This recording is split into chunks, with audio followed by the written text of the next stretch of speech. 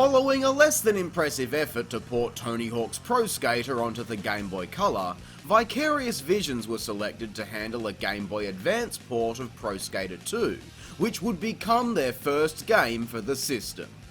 So, how did it turn out? Well, considering Vicarious Visions and Game Boy Advance go together like skateboarding and Tony Hawk, I'd say we're in for a real treat today. Right from the start, what can I say? This not only looks like Pro Skater 2, but now it also sounds like Pro Skater 2 with some familiar music. And here I was thinking the colour version was accurate. Well, this just is the actual Thups 2. And jumping into the first level, look at what we've got here. This is a portable Pro Skater game. We have all of the same objectives to complete, the physics and feel of skating around is identical to the console version. It's pretty impressive, I must say. Admittedly, it does take some time getting used to using the shoulder buttons to perform tricks, but it's certainly a step above only having 2 buttons for everything. Visually, the game looks quite decent by the system standards, with actual fully 3D skaters interacting with the static level backgrounds. But the skaters themselves are just bizarre, warped polygonal nightmares with no faces. Thankfully, you don't really get close enough to notice it while playing, unless you pull off a special trick. And keeping on with presentation, we also get a high-paced original soundtrack to skate around to. Significantly better than the third colour title that had no music during gameplay.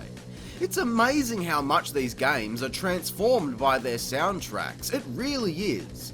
But otherwise, this is the same game you all know and love. Levels play out in an isometric view which can inhibit your ability to judge where certain objects are, but for the most part, it's not too big of a deal and you do get used to it. There are unfortunately only 6 levels to play through, with Venice, Philadelphia and the Bull Ring being cut, along with the unlockable stages.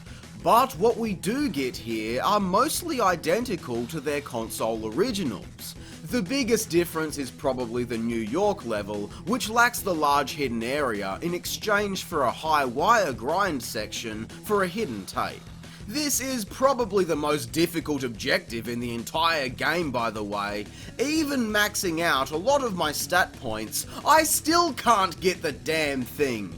But otherwise, all of these locations are spot on and still so much fun to play even after all of these years. If you complete the game with all 13 skaters in true Pro Skater fashion, you can enter a cheat code like me instead and access an exclusive level to the game known as Rooftops.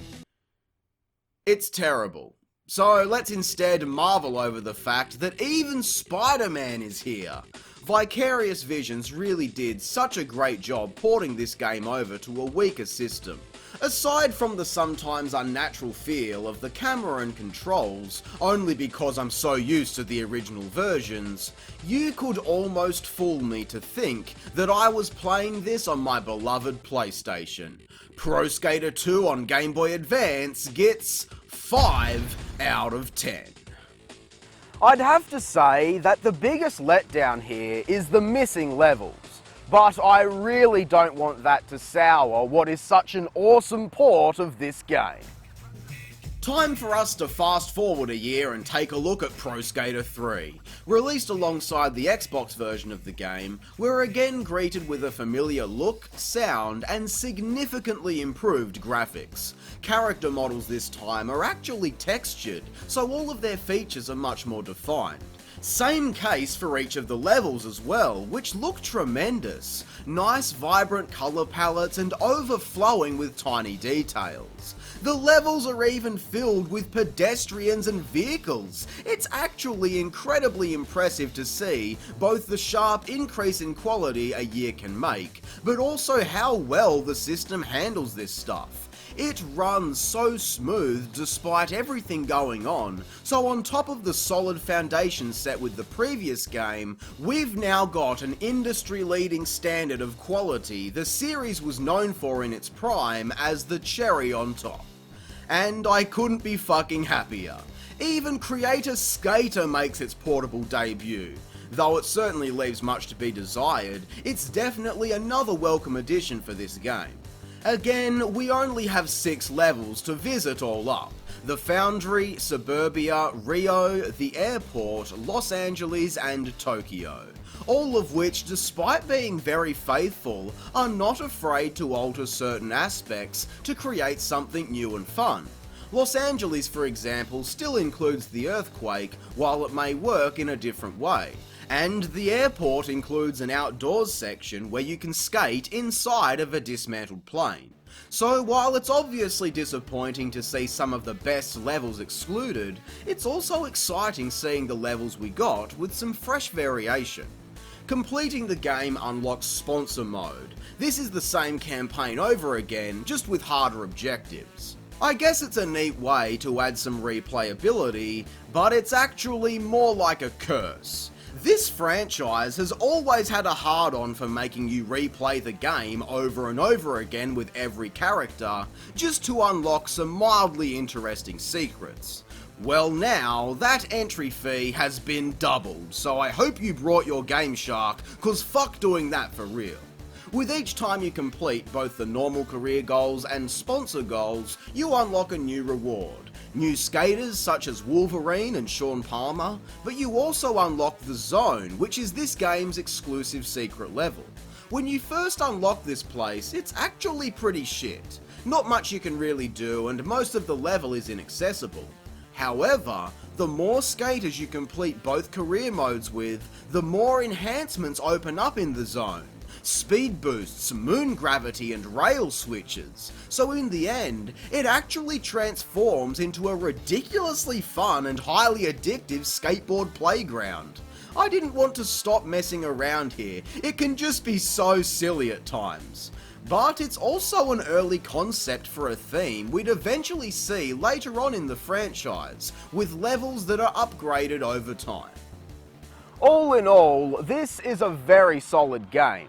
But it just never ceases to amaze me how game devs are able to constantly push limitations of various systems, especially systems like the Game Boy Advance. I know that this is essentially a portable Super Nintendo, which was an incredibly strong console for its time. But that was 2 generations ago. So how in the hell did Vicarious Visions manage to take a game from the PS1 and PS2 age of systems and emulate that so well for this platform? And of course, they also did it better than bloody Pro Skater HD, which was 10 years later. Incredible. Pro Skater 3 on GBA gets 6 out of 10. And this is only the second Advance game we've seen, so now Pro Skater 4 has some big shoes to fill. It follows the same free skate structure introduced with the 4th game, which gives us some more room to learn the terrain and get a feel for the control. The first college level has some different obstacles, but still represents the original course faithfully. And damn, this is a big level. All of the levels in this game are actually quite massive, so still, VV is finding wiggle room to keep pushing the boundaries of this system. And with Pro Skater 4 featuring less levels than normal, the only main location missing is San Francisco. Which really isn't worth crying over anyway. That level was pretty shit, to be honest. Keeping in theme with following the console version's additions to the series, spine transfers and even grind and manual extensions have been included here, giving us a surprising amount of tricks to perform. Gone are the days of only having 3 different tricks. It's amazing to see how far we've come in such little time. But otherwise, it's all starting to seem much the same at this point.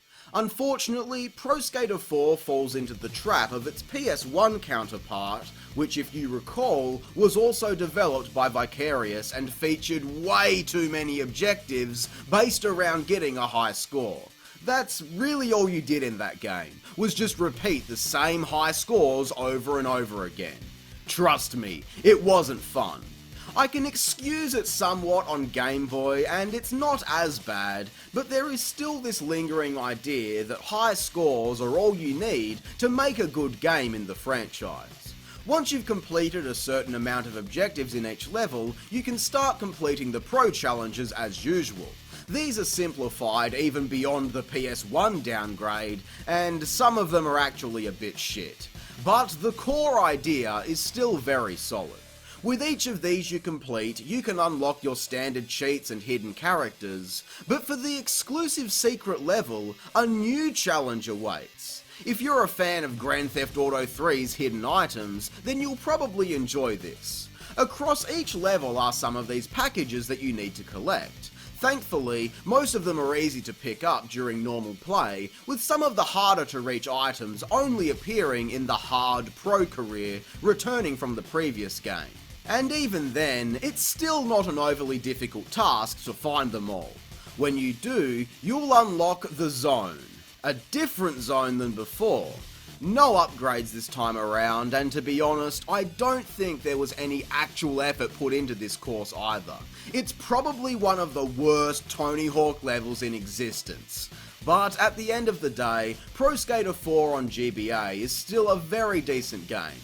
There are plenty of objectives with a steady curve of difficulty, everything is as it should be, and once again, presentation and control are top quality. I would have to suggest, however, that this is a step down from Pro Skater 3.